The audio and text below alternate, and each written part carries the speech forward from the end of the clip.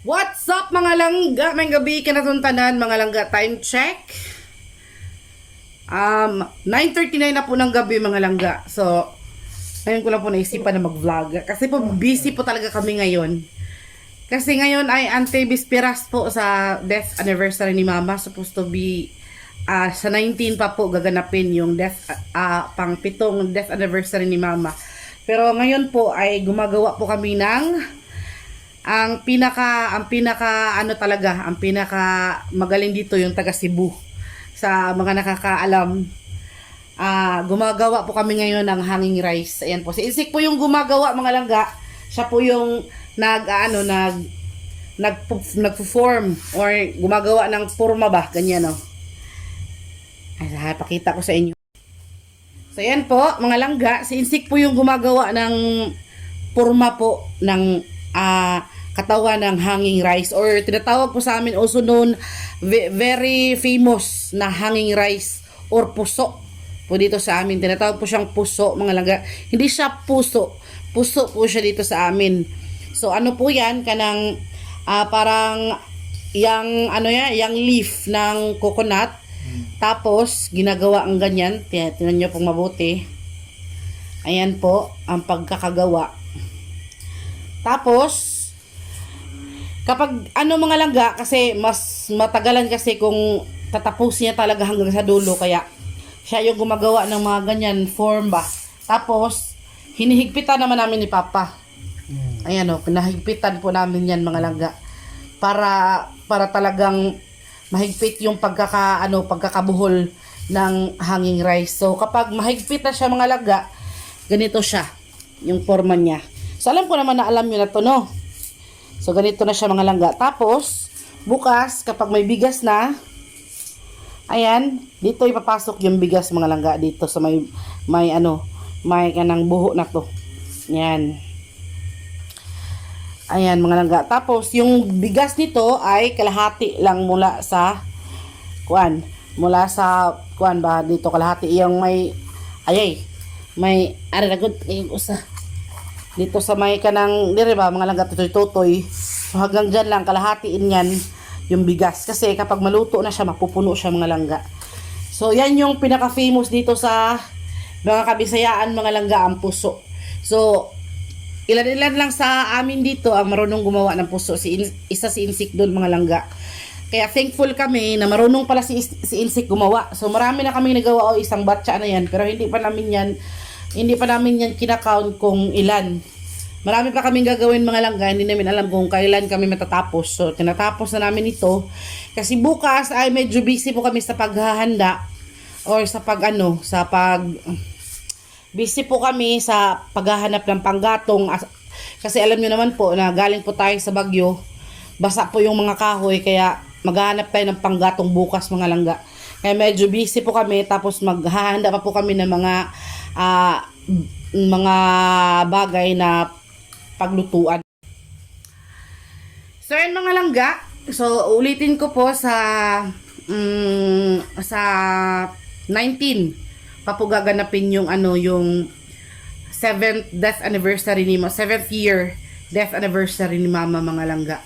Pero ngayon ay naghahanda na po kami ng puso, kasi hindi na po siya madaling gawin. Kailangan po siyang buhul-buhulin ng ganon, tapos lagyan pa siya ng bigas bukas. Tsaka lang po siya lagyan ng bigas mga langga kapag going to luto na bitaw siya. Tapos yung pagluluto nito mga langga ay katulad din ng pagluluto ng kanin. So ang magluluto din nito mga langga bukas, kami din si Insik din, kasi marunong siya magluto ng hanging rice mga langga. Siya yung nagluluto nung fiesta dito sa amin sa Agsuo noong October 10. Kaya siya lang din yung gumagawa ngayon, kasi mahirap nang pa tayo ng iba, no? Makakahassle pa tayo mga langga. So yung handa namin is konti lang naman, nag-ambit ba? O sige na nag-ambit. Bumili lang po kami ng karne mga langga, para yung mga kilo-kilo lang na karne ba? Kasi wala pong budget para sa, gusto sana ng magkapatid na bumili ng isang baboy kahit yung maliit lang, pero out of budget mga langga, nakulangan tayo sa budget, no? Kaya yung pera ay bumili na lang kami ng tag kilo-kilo na baboy, karning baboy. Tapos yun yung iluluto mga langga kasi pupunta siguro dito. Kasi every year kapag ganitong death anniversary ni mama, pupunta talaga dito yung mga kapatid niya. So yun yung konting pagsasaluhan. Tapos alam nyo naman, kapag Catholic, meron talagang novena. So meron tayong dapat pakainin na naglilid ng rosary ba. Tapos kailangang yung kasi dito, yung ng mga Catholic or sa mga gaya natin, ay kailangang dasalan sa sementeryo, tapos dito din sa bahay dadasalan din. So yun yung yun yung paagi. So ayun, patuloy pa rin po kami sa paggawa mga langga. Update ko kayo mamaya kung anong oras na yung matatapos mga langga, kasi meron pa kaming maraming gagawin talaga na puso. So ayun, nag-vlog lang ako ng konti para alam nyo naman mga langga. So, abangan nyo ang mga magaganap sa darating na mga sandali. Char! So, ayun mga langga. Sus, gabiin na jud kayo may nahuman. Time check, alas 11:40 na. So, ganina, nag-start kami ng 7 o 8 lang, no? 9 na dito. Natapos kami ng 11. So, hindi pa namin siya na-count kung ilan. Pero parang hindi yata, parang, abot ba ng 200? Iwan na po. Depende siguro mga langga. So, inaantok na kami. So, natulog na kami maya-maya mga langga. So, abangan nyo na ang mga iba pang kaganapan. Okay? Antok na talaga. 11 na po kasi. So, good night mga langga, everyone. Good night. Good night.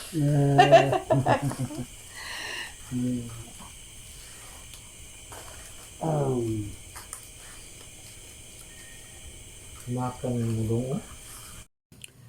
So, kinabukasan po niyan mga langga, January 18, bisperas po ng 6th death anniversary ni Mama. 6 pa pala, akala ko 7 na mga langga. Sorry po, may apology at nagkamali po tayo. Kaya yun po, umagang-umaga, pagkatapos ko pong gumawa ng aming mga gawain sa bahay every morning, yung aking mga ginagawa po talaga lagi sa ating tahanan, ay saktong-sakto po at maaga din pong dumating yung mga karne na binili po namin. So, yung baboy na yan po ay dito lang po kinatay sa bukid, kasi may nagkatay po kasi ng baboy dahil may medya festa po sa kabilang baryo, kaya nagkatay sila. Nag-ambit na lang po kami dito sa amin, tinatawag na mga ambit, or bumili po kami ng karne sa kanilang kinatay. So, yun po. Medyo nakales po tayo ng konti kasi po medyo mura-mura po siya dito, pero konti lang naman po mga langga. Konting diferensya lang po sa kung sa bayan ka bumibili mga langga, no? So ayan, pinarte-parte po namin siya ng 4 na putahe. So meron tayo diyang afritada, kaldereta. Yung buto po ay ginagawang kaldereta mga langga. Menudo, tapos yung humba, yung 4 na putahe po na yun. So yun po, kailangan po namin siyang i-divide yung karne na yan sa 4 na putahe. So yung yung unod niya, or yung kanyang yung kanyang mga taba at saka yung kanyang mga laman ay sa 3 putahe lang po, gaya ng menudo, afritada at saka humba. Medyo marami-rami po yung karne na yan mga langga, kasi nasa mga 20 plus something kilos yung binili namin dyan mga langga, no? So, yung nasa batsa sa ibaba, yan po yung para sa humba or sa adobo mga langga, sa adobo sa Tagalog. Pero sa amin yan humba mga langga. Tapos ito namang ginayat ko ay para sa afritada. Tapos yung kainsik naman ay sa menudo mga langga, no? So, ayan, kami lang po dalawa talaga ni Insik yung nagkumbati dyan o gayat mga langga, kasi wala naman tayong ibang mahinga ng tulong mga langga, no? Kaya ayun. What's up guys? Hello, this is the continuity of ang ating vlog mga langga. So, tapos na po kaming, di ba, nagayat kami kanina ng karne. Tapos, sinangag lang namin mga langga. I mean, hinaf-cook bitaw namin siya, or para siyang luto na siya mga langga, pero hindi pa siya totally luto kasi wala pa siyang mga ricados. So, since hindi siya maigo sa ref ba? Kasi medyo marami kasi karne mga langga, 20 plus kilos. Kaya ito yung ginawa namin. So ayun, ito na yung mga karne natin mga langga, no? Parang sinangag lang natin siya ba? Ayan o, niluto siya ng, hindi siya half cook mga langga, pero ang kulang na lang nito ay, mga ricados, gaya ng carrots, gaya ng patatas, ayan o. So, para hindi siya masira mga langga. Ilagay namin siya, hindi siya mapanis ba. Bali, yung aming putahe mga langga ay 4 na putahe lang. Menudo, fritada, menudo, tapos caldereta, itong mga buto-buto, tapos itong kanang sasahan. Itong humba mga langga. Yung humba medyo madami siya mga langga kasi alam niyo naman masarap yung humba, tapos hindi siya masisira kung may matira. Tapos ito naman nagluto ko ngayon ng taklay na yung yung ginhawaan sa baboy ba, yung kanyang laman loob. So yan, niluto ko siya mga langga kasi ito yung hapunan namin ngayon. Kasi meron darating kasi mga langga, yung mga pinsan ni Insik. Darating sila ngayon. Kaya ito. Tapos si Insik naman dito mga langga. Ito yung nabili namin mga pangrekado sa bukas ba. Bukas pa kasi yung konti lang naman yan mga langga. Tapos si Insik naman, yung ginawa namin na kahapon, ginawa namin na kanang puso or hanging rice. Nilagyan niya na ng bigas mga langga sa loob. So, ipapakita ni Insik sa inyo kung paano. So, yan yung ginawa namin kahapon. Tapos, yan. Kailangan natin hilahin para mahugot ba? Yes, kasi lumuwag kasi siya mga langga dahil kagabi pa namin siya ginawa. Tapos, yung kanyang dahon ay para siyang malaya, bitaw. Parang natuyo. Yung kanya. Yung atay para sa pansit. Ang pansit na rin, no? Ang atay nga para sa katong afritada, naghiwa ka. Maghiwa pa ko. Kailangan So, ayan. O, kapag sakto na yung pagkahigpit ng kanyang lagyan ng bigas. Lagyan ng bigas ha. Ganito. Yan. Tapos, pisilin mo yung pinakababang suso. Iba, may mababa, may mataas. Piliin mo yung mga mababa. Ayan, dyan lang kutob yung pag sumobra, ay bawasan naman. Kailangan talaga nasa kalahati lang. Dahil kapag kapag sumobra mga langga, hindi yan maluluto. Hilaw yan. So, kaya Tapos, kailangan dapat lang. Tapos ilalak mo siya mga langga. Yan yung pagkalak. Para hindi mausik ba. Hindi makuan. Lock. Yan. Huwag nyo yung pansinin yung nagaganito kasi pag maluto na to, siya mo balik sa normal. Yan. Marami siya. So yung mga langga, kanang tapos na siyang lagyan. May mga laman. Tapos maya nito mga langga, maglulutuin na namin ito. Si Insik yung marunong magluto. So tulungan lang natin siya, no? So ito yung ating mga lang naman. Ito lang naman yung handa namin para bukas mga langga, no? Para sa 7th 6 pa day? 6th death anniversary ni Mama. So ayun. 6 pala. Hey yo, what's up guys? Good morning po sa inyong lahat. So katatapos ito po yung continuity ng ating video. Mga langga, katatapos lang po ni Insik na magluto nung hanging rice mga langga. Kaya time check 2:00 na po ng madaling araw. Kaya sobrang antok na po talaga. Dahil maya gigising na naman po tayo. Dahil maaga na naman po tayong magluto nitong mga ricados, no? Kaya abang-abang na lang po sa susunod na mangyayari mga langga. So ito po yung kita ko sa inyo yung mga naluto ni Insika. Okay. 2:00 na. 2:00 na mga langga. Tapos ngayon lang po talaga siya natapos. So yan siya mga langga na Last bread. gigutom in town siya. Gigutom ang bata mga langga o nilo. Kahit madaling araw na, ipapakita ko pa rin sa inyo yung yung nagawa niya. So, ang dilim na, no? So, ito yung nagawa niya mga langga. Ayan, oh. Di ba? Luto na mga langga. Na, ang dami. Madami po siya. Nakahanging lang sila mga langga. So, ayun. Nakahanging lang sila dyan, oh. Luto na po yan lahat, no? So, pinapatuyo lang po ni insik mga langga. Tapos, kanang, para talagang pinapatulo. Para talagang hindi masira yung ating hanging rice. So, ang atong cook sa hanging rice taray, nagigutom. Snack. Midnight snack. Kapoy dili. Kaya po init.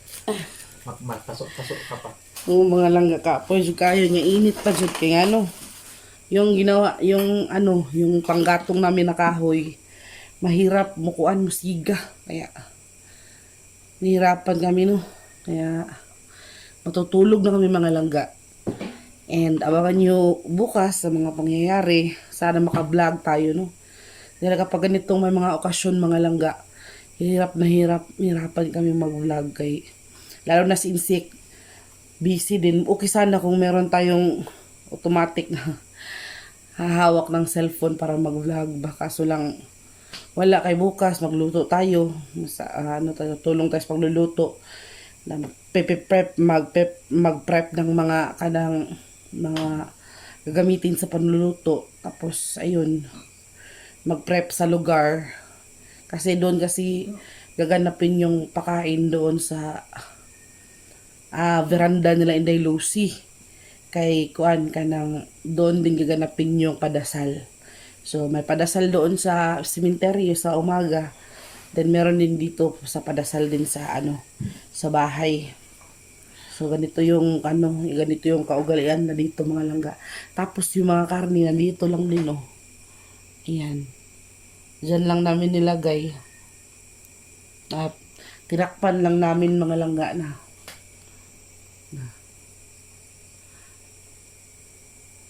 Kita ba? So, ayan, tinakpan lang namin siya ng tinakpan lang namin siya ng mga takip para hindi siya kainin ng pusa. So, matulog muna kami sandali dahil panigurado.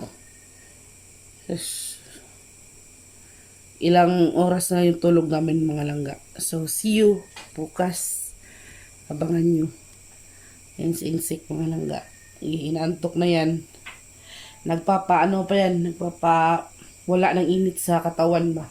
Kaya mainit talaga kapag kahoy yung gamit na narinig nyo. Tumitilaok na yung manok umaga na. Tapos, yun. Abangan nyo ulit and maraming salamat po sa inyo sa palaging panonood. Sana po, huwag kayong magsawa. Sana tuloy-tuloy lang ang pagsuporta nyo po sa amin. Maraming salamat po sa inyo. Thank you ulit and Pit Senior. Viva Pit Senior.